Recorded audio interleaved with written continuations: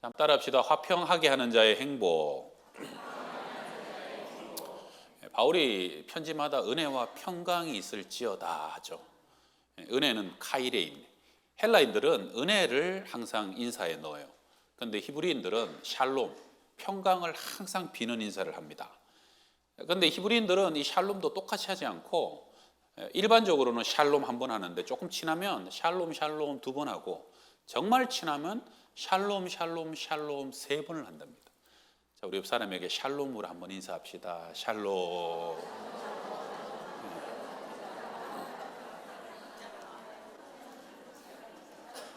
네. 발음 잘해야 돼요. 살롬이 아니고 샬롬이. 살롬도 괜찮습니다. 뭐 죽을 사람보다 살아야 될 사람. 예, 샬롬. 하나님의 평화가 함께 하시길 바랍니다. 인사라는 것은 그 시대와 그 지역에 간절한 소망이 담기죠. 우리 30-40년 전에 인사 기억나시죠? 식사하셨습니까? 밥은 먹고 다니냐? 너무 못 먹는 것이 한해 백이니까 밥 먹는 것이 인사가 돼버리는 거예요. 이스라엘은 왜 샬롬이냐? 이게 유럽, 아시아, 아프리카 사이에 꼈거든요. 그러니까 뭐 강대국이 항상 예루살렘을 지나서 전쟁을 하러 가는 거예요. 한밤 지나면 전쟁 터졌다 그러고 잡혀갔다 그러고 한밤 지나면은 또 뭐 누가 종으로 끌려갔다 그러고 가족을 잃어버렸다 그러고 하나님 제발 우리도 평안을 좀 주십시오. 이 나라의 평안을 주시고 민족의 평안을 주시고 가정의 평안을 주시고 그래서 볼 때마다 샬롬 하고 인사하는 것이죠. 여러분 늘 주님의 샬롬이 함께 하시길 바랍니다. 가정도 샬롬 하시고 특별히 이 나라 민족도 하나님이 지켜주셔서 하나님의 평화와 샬롬이 우리 가운데 늘 함께 하셔서 전쟁 나면 안 됩니다. 그죠? 전쟁 나면 안 됩니다. 항상 하나님 이 나라와 민족을 지켜주시고 이 나라의 필요를 채워주시는 샬롬. 우리 양평동교회 117년 동안 샬롬이 지켜지는 너무나도 자랑스러운 교회입니다. 하나님의 은혜인 줄 믿습니다. 샬롬의 헬라어 표현은 에이레네입니다. 오늘은 그래서 팔복이 7번째 화평하게 하는 자의 행복인데요. 이게 헬라어로는 에이레네 포이오스, 영어로는 이제 피스메이커라 그러죠. 좀 적극적인 뜻이에요. 능동적으로 행동하는 사람, 평화를 위해서. 그래서 직접적으로 평화를 만들어 가는 사람을 화평하게 하는 사람. 그러니까 단순히 평화로웠으면 하고 기다리거나 평화 애찬론자를 넘어서는 적극적인 의미를 얘기합니다. 여러분 성령에 속하여 성령으로 살면 성령의 열매가 맺혀지잖아요. 갈라디아서 오직 성령의 열매는 사랑과 두 번째 희락과 세 번째가 화평입니다. 성령으로 살면 사랑하게 됩니다. 사랑스러워 보여요. 성령으로 살면 기뻐하고 얼굴이 환해집니다. 성령으로 살면 화평합니다. 가는 곳마다 평화로워지고 불화 속에 화평을 전하는 사람이 된다는 것이죠. 그런데 가는 데마다 불화가 일어나고 갈등과 분란을 조장하는 사람, 화평할 수 있는데도 방조하고 방치하고 아무것도 하지 않는 사람은 정말 내 안에 성령님이 계신가 한번 생각해 봐야 됩니다. 마귀는 분열케 하고 불화케 하는 영이잖아요. 믿는 사람이 진짜 하지 말아야 될 중에 하나가 이간질입니다. 이 사람한테는 저 사람 욕하고 저 사람한테는 이 사람 욕하고 그래갖고 다니면서 그냥 수근수근 하는 거죠. 재미 들려서 사는 사람. 그 사람이 지나가면 이상하게 오해가 생기고 멀어지고 누가 싫어지고 은근히 갈라지게 하는 사람. 그러면서 나만 좋은 사람 되고 나만 특별한 사람 되고 그런 사람 때문에 사실 교회도 상처가 있기도 하고 아픔이 생기기도 하죠. 근데 반대로 그 사람이 가면은 반목이 사라지고 긴장감이 녹아지고요. 그 사람이 가면은 갈라졌던 것도 그 사람 때문에 화평이고 하나됨이 이루어지는 사람. 그 사람이 있는 동안에는 웃음꽃이 피고 그 사람이 오기를 누구나가 기다리고 그 사람이 오면 얼굴꽃이 활짝 피어나는 바로 그런 사람. 그 사람이 하나님의 아들이다. 너가 바로 하나님의 딸이라. 너가 바로 하나님의 일을 하고 있는 사람이라는 것이죠. 작년에 이제 김동욱 목사님이 우리 교회 와서 부흥회 강사 하루 하고 가셨는데 이분이 아들만 셋인데요. 그 일을 많이 만드셔요. 개척도 잘하시고 바빠요. 그러다 보니까 집에 시간을 많이 아이들과 보낼 시간이 없는데도 은퇴하고 연세가 드셨는데 세 아들이 다 아버지 집 옆에 살겠다고 그래갖고 아버지랑 너무 가까이 친하게 잘 지낸다고 그때 간증하고 가셨잖아요. 최근에 제가 또 어느 간증을 들었더니 목사님이 그러더라고. 내가 이렇게 왜 이렇게 노후에 아들들과 며느리들과 이렇게 잘 친하게 지낼까 생각해봤더니 아내 덕분이더라는 거예요. 아내가 항상 우리 아이들 앞에서 너 아버지 같은 사람이 어디 있냐? 너 아버지 참 대단하지 않냐? 목사님 한때는 막 오해도 사고 막 이상한 댓글도 많이 달리고 그랬거든요. 근데도 항상 아내가 아버지를 믿고 아이들에게 아버지를 항상 좋게 칭찬하고 잘 중재하니까 아이들이 엄마가 그렇다니까 그런 줄 알고 점점 아버지를 존경하게 되고 아버지랑 가까이 하게 되더라는 것이죠. 그래서 나는 정말 아내 때문에 이렇게 화목한 가정을 건사하고 있다 하는 것이죠.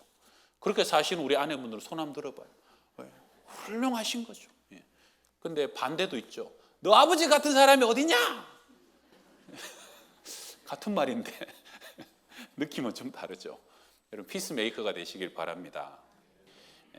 사무엘상 25장에 보게 되면 구약 중에 피스메이커 아비가일이라는 여인이 있어요. 마온이라는 동네에 남편이 나발입니다. 나발은 이름 자체가 희한하게 바보, 어리석은 사람이라는 뜻인데 이게 별명인지 모르겠지만 어쨌든 그 나발의 아내가 아비가일이에요. 이 나발은 양이 3,000마리 그리고 염소가 1,000마리 엄청난 거부입니다. 다윗이 사울에게 쫓겨서 마온 황무지를 군사 600명과 방황하고 다닐 때 다윗이 조금 도망 다니면서도 백성들을 보호해 주는 거예요. 블레셋이 오면 지켜주고 아말렉이 오면 지켜주고 그리고 사나운 들짐승이 헤아려하면 목자들을 지켜주면서 그렇게 지켜주고 다니다 보니까 어느 날 나발의 집도 다윗의 신세를 많이 졌어요. 그래서 양털을 깎는다. 양털 깎는 게 추순날이고 잔칫날입니다. 다윗이 600명의 군사들을 또 건사해야 되니까 10명의 소년들을 보내가지고 우리 임금 다윗이 평안을 전하더이다. 평안하시죠. 인사 깍듯이 하고 잔칫날이니까 우리한테도 먹을 것 좀 나눠주면 좋겠습니다 하고 그렇게 부탁을 하러 간 것이죠. 그런데 사실은 그간의 호의를 기억해서 당연히 나눠줘야 되는데 이 나발이 어리석어가지고 아주 모욕을 해서 보냅니다. 다윗이 누구냐? 이세의 아들은 누구냐? 근자의 주인한테서 도망쳐서 떠돌아다니는 불황자가 있다던데 그놈이 그놈 아니냐? 그렇게 해가지고 그 10명을 그냥 아주 모욕해서 보내는 거예요. 다윗이 그 소리를 듣고 붕괴합니다. 400명 칼을 차라. 나 따라와라. 그래갖고 내가 오늘 그 집안에 한 사람도 남겨두지 않고 그 집안을 그냥 아작을 내버리겠다. 그리고 다윗이 분노로 그냥 출동을 하는 거예요. 이 소식을 들은 하인들이 난리가 납니다. 그래갖고 어디를 쫓아갔냐면 안주인을 아비가일에게 쫓아가는 거예요. 이만 해갖고 우리가 들에 있을 때 다윗의 군사들이 우리를 밤낮으로 지켜주고 담이 되었습니다.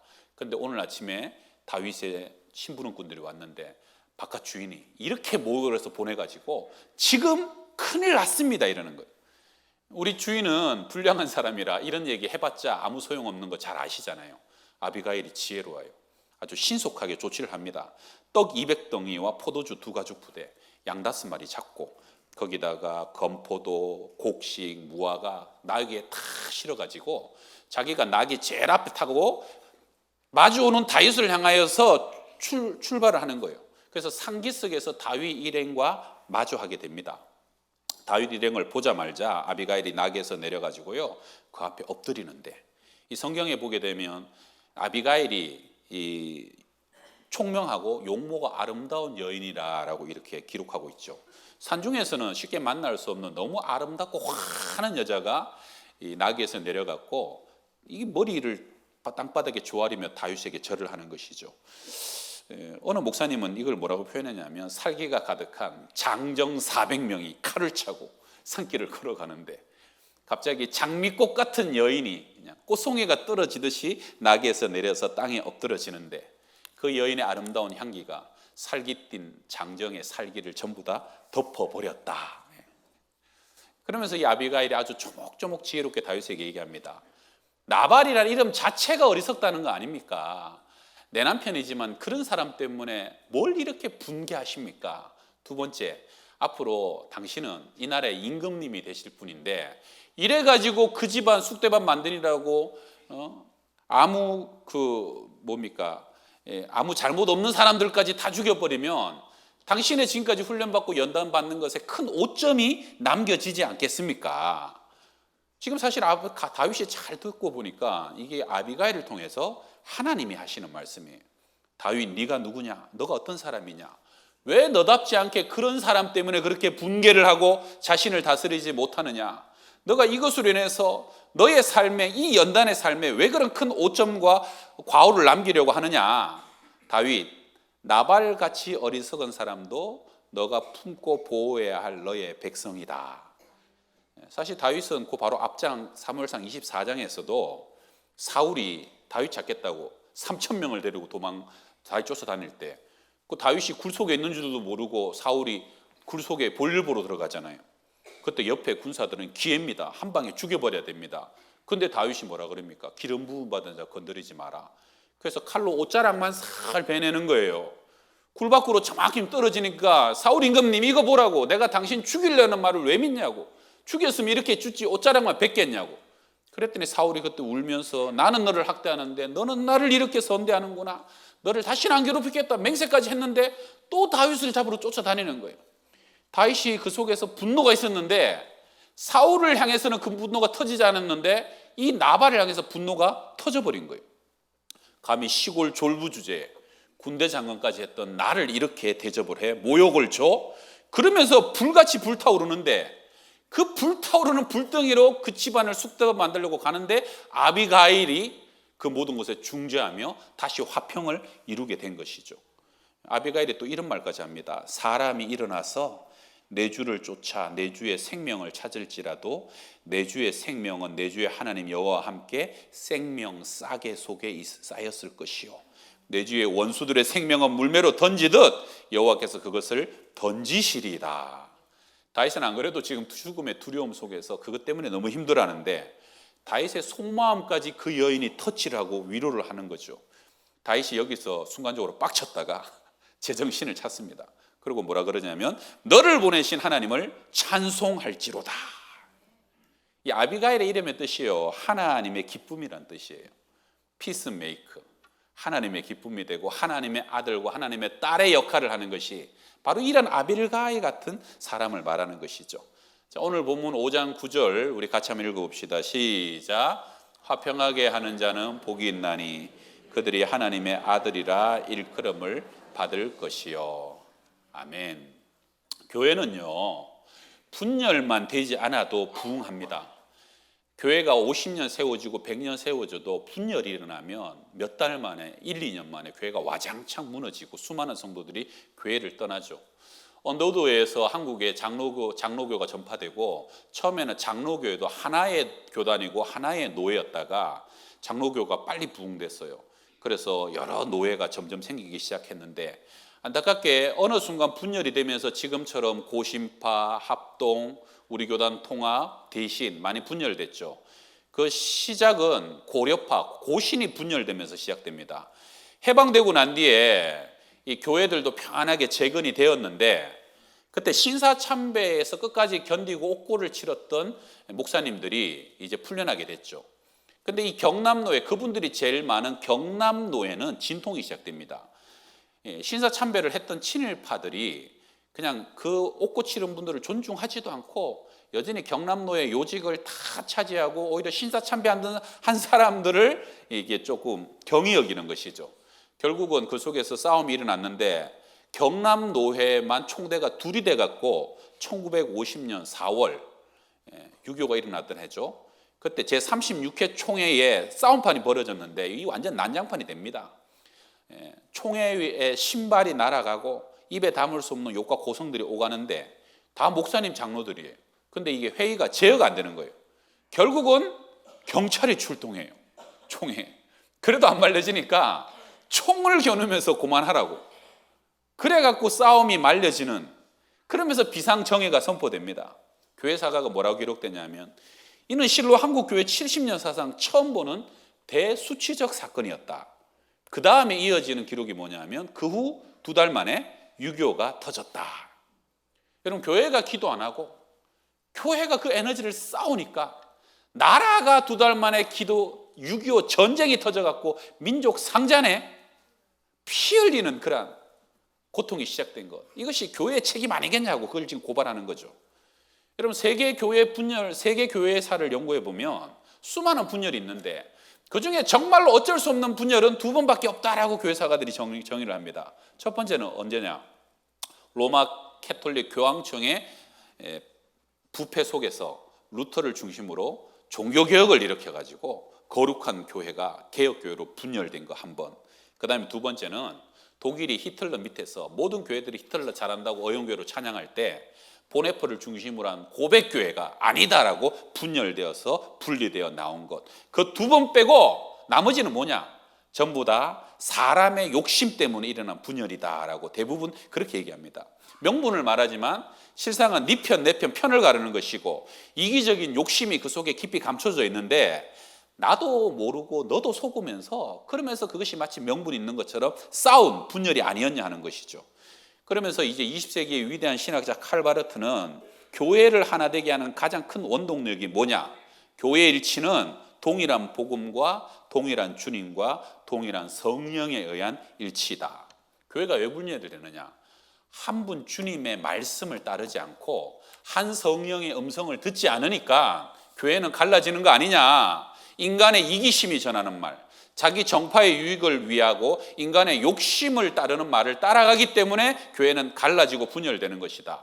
다수의 주가 계신 것이 아니고 다수의 영이 아닌데 어떻게 분열될 수 있냐는 거죠. 그래서 교회가 하나 되기 위해서는 하나의 기준 안에 연합하는 것인데 그것이 뭐냐면 말씀에 순종하고 성령의 음성에 순종하게 되면 반드시 교회는 하나 되게 되는데 그러려면 자기를 부인해야 된다는 거예요.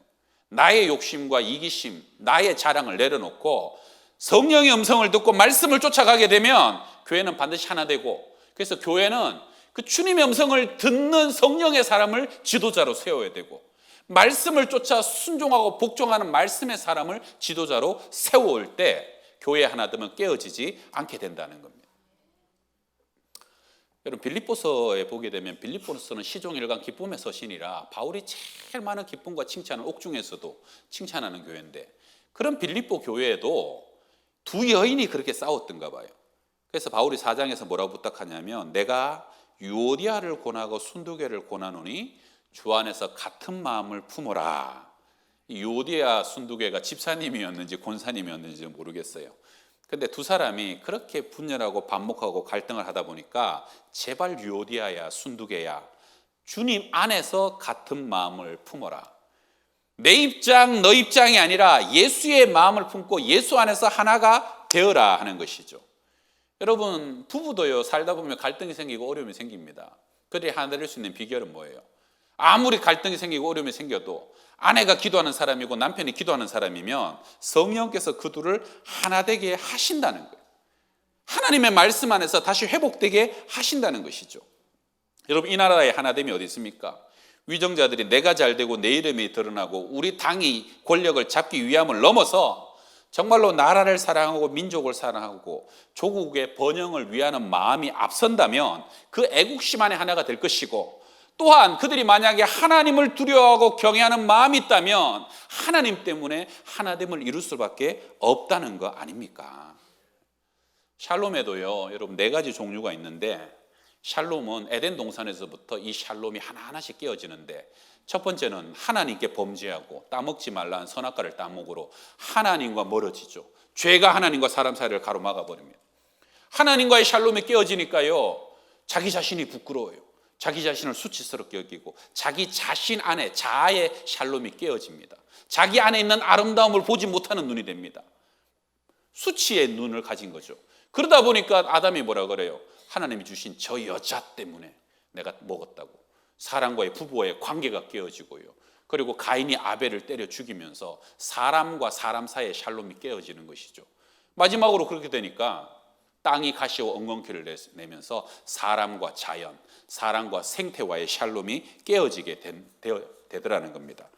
근데 회복은 반대입니다. 말씀 안에 회복되고 성령으로 회복되고 복음으로 새롭게 회복되면요 하나님이 내 안에 내가 하나님 안에 연합될 때 하나님의 부유함과 아름다움과 영광이 우리를 다시 샬롬 안에서 회복되게 하는 것이고 그 다음에는 하나님과 회복된 심령은요 하나님의 눈을 가지고 내가 하나님 앞에서 얼마나 존귀하고 사랑하시는 자인지, 너는 내 사랑하는 자라, 내 기뻐하는 자라, 하나님 안에서 나를 보는 시각이 달라짐으로 내 자신과의 샬롬이 회복됩니다. 세상은 비교하고 경쟁해가지고 여러분 피라미드 끝에 있는 사람만 성공한 사람이라 그러지만 아니에요. 하나님의 눈을 받게 되면, 내 자신을 하나님의 눈으로 발견하고 내 안에 샬롬이 회복되면 그 다음에는 사랑과의 샬롬이 회복되는 거예요. 여러분, 과도하게 울분할 것도 없고 너무 서운해할 것도 없고 누구 때문에 흥분할 것도 없어요. 여러분, 과히 상처받는 것도 뭐 찌른다고 다 찔려야 됩니까? 가시가 있으면 좀 툭툭 털어낼 줄도 알아야 되는데, 네가 나를 화나게, 니까짓 게 나를 무시하고 나를 우습게 우습게 봐. 지나가던 화살도 잡아서 자기의 가슴팍을 후벼 파는 사람들이 있어요. 세상 원망하고 막 울분을 토하고. 여러분, 그럴 거 없습니다. 온유한 자는 복이 있나니 땅을 기업으로 받는 것이에요.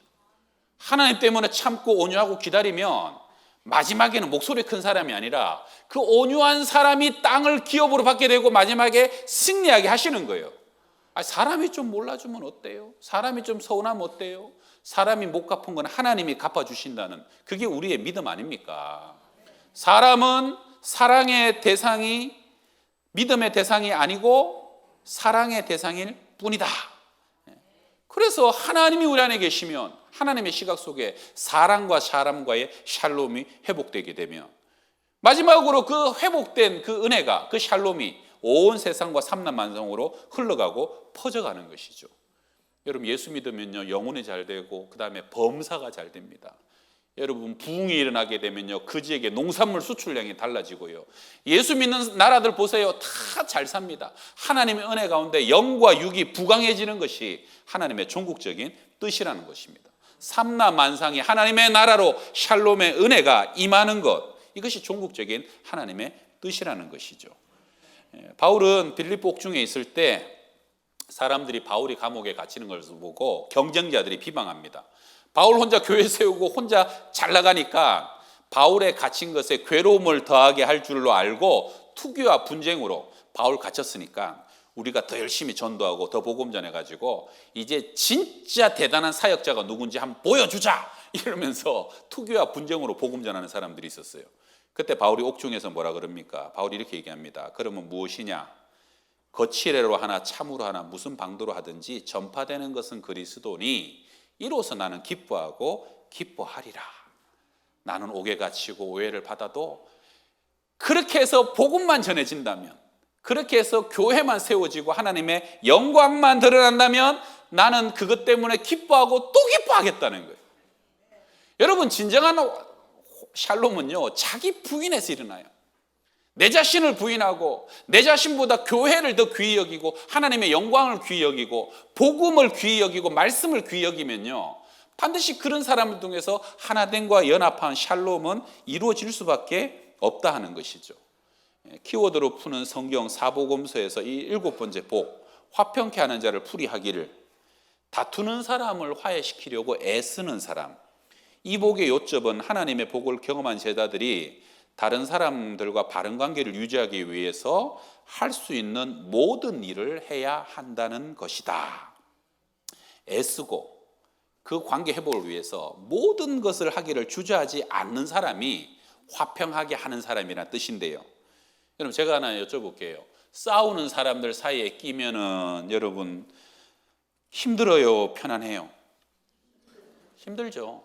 싸우는 사람들 사이에 끼면 잘못하면 오해받고 저거 박쥐 아니냐, 저거 회색 분자 아니냐, 딱 그렇게 몰리기 좋아요. 그래서 지혜로운 사람은 남의 싸움에 함부로 끼어들지 않습니다. 그럼에도 불구하고 여기 지금 누군가 화해자가 없고 중재자가 없으면 영원히 고통당할 수밖에 없는 가정이 있고 집안이 있고 그런 모임이 있어요. 그러면 내가 힘들 줄 알면서도 피스메이커가 되기를 결단하고 그 속에 들어가는 거예요. 대가를 지불하는 거죠. 여러분, 친구들이 20년 지기가 모임이 있고 30년 지기 모임이 있잖아요. 그 오랜 동안 우정을 지켜가는 것은 그 모임 안에 누군가 피스메이커 한 사람이 있기 때문입니다. 누군가가요, 왜 안 소원하고 왜 오해할 데 없겠어요? 그걸 다 받아주는 거예요. 풀어주는 것이죠. 그래서 그 사람이 위로하고 어루만져주고 손을 붙잡아주고 다독여주면서 그 모임이 유지될 수 있도록 그 화평을 계속 누군가가 지켜갔기 때문에 20, 30년이 되는 거예요. 우리 가정은 모이면 참 너무너무 화목하고 화평하다. 그 가족 중에 피스메이커 한 사람이 있는 거예요. 그 사람이 눈물로 기도하고 참고 인내하다 보니까 그 속에서 온 가족이 화목한 것이죠. 교회가 117년 동안 화평한 거, 이게 그냥 되는 일입니까? 그냥 되지 않아요. 목회자는 목회자대로, 성도들은 성도대로, 당회는 당회대로 끝까지 참고 인내하고 하나님 바라보고 소망을 하나님께 두니까 하나님의 영이 이 교회를 화평하게 하여 주신 줄 믿으시길 바랍니다. 그 한 사람의 피스메이커가 반드시 교회에도 가정에도 필요하다는 것이죠. 자, 우리 옆 사람 바라보면서 오늘 이렇게 좀 인사합시다. 제가 당신의 피스메이커가 되겠습니다.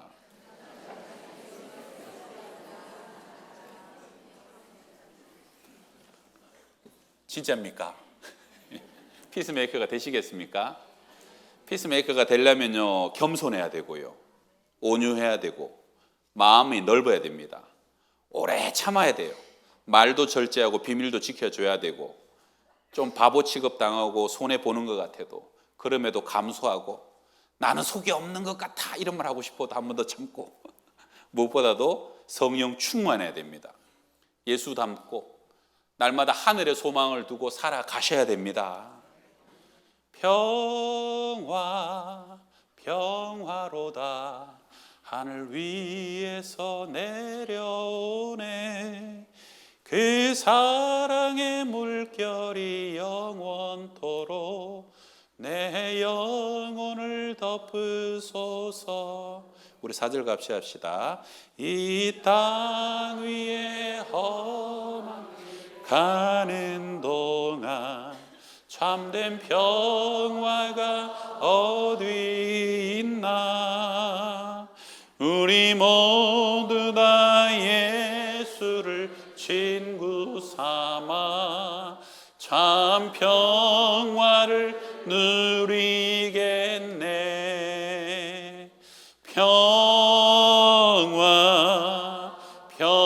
평화로다 하늘 위에서 내려오네 그 사랑의 물결이 영원토록 내 영혼을 덮으소서. 할렐루야.